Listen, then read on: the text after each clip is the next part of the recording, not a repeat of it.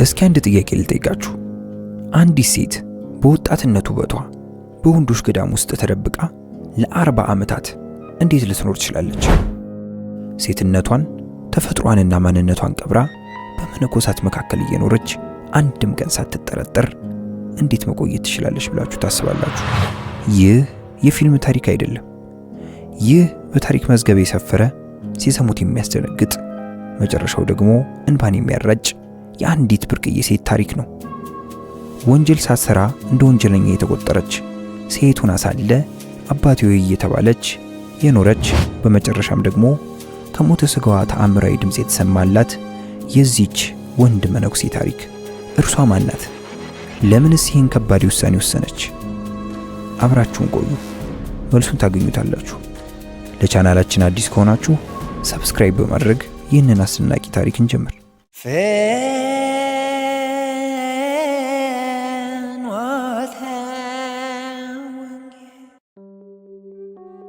ታሪኩ የሚጀምረው በልጅነት የሐዘን ጠባሳ ነው። ስሟ መሪና ትባላለች። ገና እናቷን በደንብ ሳታውቅ በሞት ተነጠቀች። ነገር ግን ፈጣሪ በምትኩ አሳቢና ደግ አባትን ሰጣት። አባቷ አይኑን የሚገልጥበት ብቸኛ ልጁ ነበረች። ነገር ግን መሪና 15 ዓመት ሲሞላት አባቷ ያልተጠበቀ ዜና ይዞ መጣ። ልጄ ሆይ እኔ ይህንን ዓለም ንቄ ለመመንኮስ ወስኛለሁ። ስለዚህ ላንቺ የሚሆን ጥሩ ባል ፈልጌ ልድርሽና ኃላፊነቴን ልወጣ አላት። የመሪና መልስ ግን የአባቷን ንግግር የሚያስውጥ ነበር።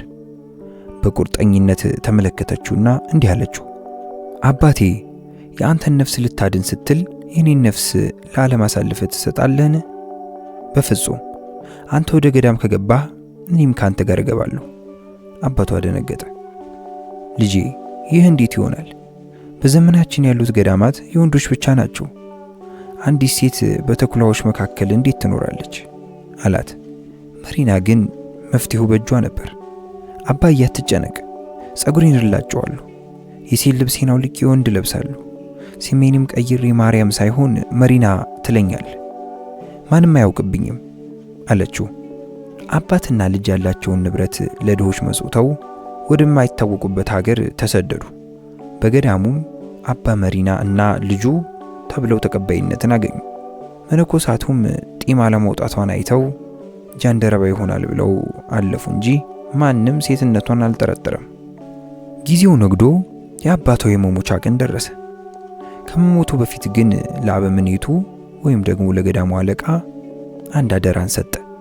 አባቴ ሆይ እባክህ ይህን ልጄን ወደ ከተማ ለማንኛውም ጉዳይ እንዳትልከው አደራህን ብሎ ተናዘዘ። ነገር ግን አባቷ ካረፈ በኋላ ሰይጣን ስራውን ጀመረ። አበምኔቱ አደራውን ዘነጋና መሪናን ለሥራ ወደ ከተማ ላካት። መሪና በከተማው ካለ አንድ የእንግዳ ማረፊያ አደረች። በዚያች የተረገመች ሌሊት በቤቱ ባለቤት ልጅ በድብቅ በገባ አንድ ጎረምሳ ተደፈረች። ጎረምሳውም ማን ነው ያደረገብሽ ከተባልሽ ያ መነኩሴ ነው በይ ብሎ መከራት። ጠዋት ላይ ጩኸት ሆነ። የልጅቱ አባት ወደ ገዳሙ ሄዶ ደቀ መዝሙር ልጄን አስረገዛት ብሎ ገዳሙን አወቀው። አበምኔቱ መሪናን ጠርቶ አንተ በቅድስና ካባ የተሸፈንክ ተኩላ እያለ ሰደባት። እስኪያስቡት ቤተሰቦች፣ በዚያ ሰዓት መሪና እኔ እኮ ሴት ነኝ፣ እንዴት ሴትን ታስረግዛለች ብላ መናገርና ንጽህናዋን ማረጋገጥ ትችል ነበር። ነገር ግን እርሷ የመረጠችው ዝምታን ነበር።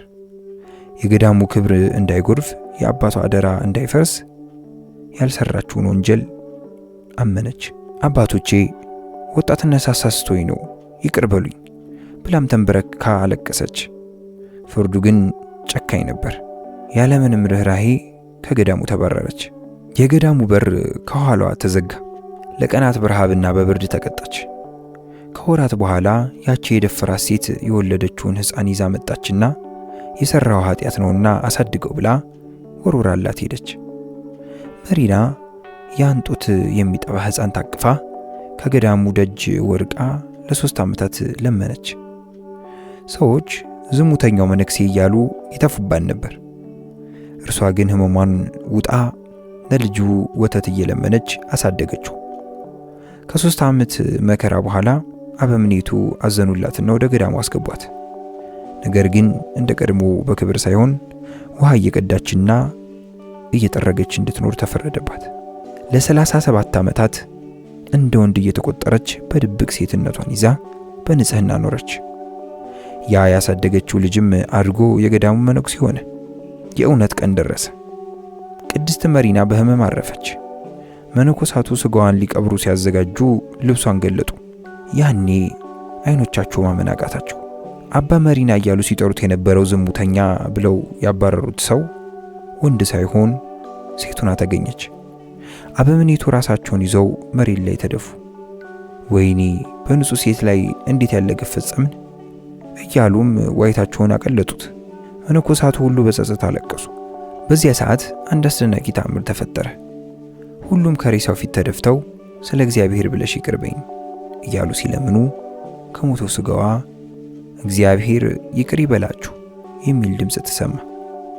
የውሸት ምስክርነት የሰጡ ሰዎችም እብደት መታቸው። የቅድስት መሪና ታሪክ ዝምታ ምን ያህል ኃይል እንዳለው፣ ትዕግስትም ምን ያህል ዋጋ እንደሚያስገኝ ምስክር ሆነ። እውነት ትዘገይ ይሆናል እንጂ ተቀብራ አትቀርም። ከዚህ ታሪክ ምን ተማራችሁ?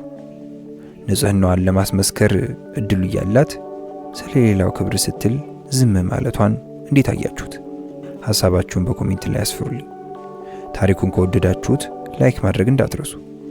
ለቻናላችን አዲስ ከሆናችሁ ሰብስክራይብ በማድረግ ቤተሰብ ይሁኑ። በሌላ አስተማሪ ታሪክ እስከምንገናኝ ቸርን ሰንብት።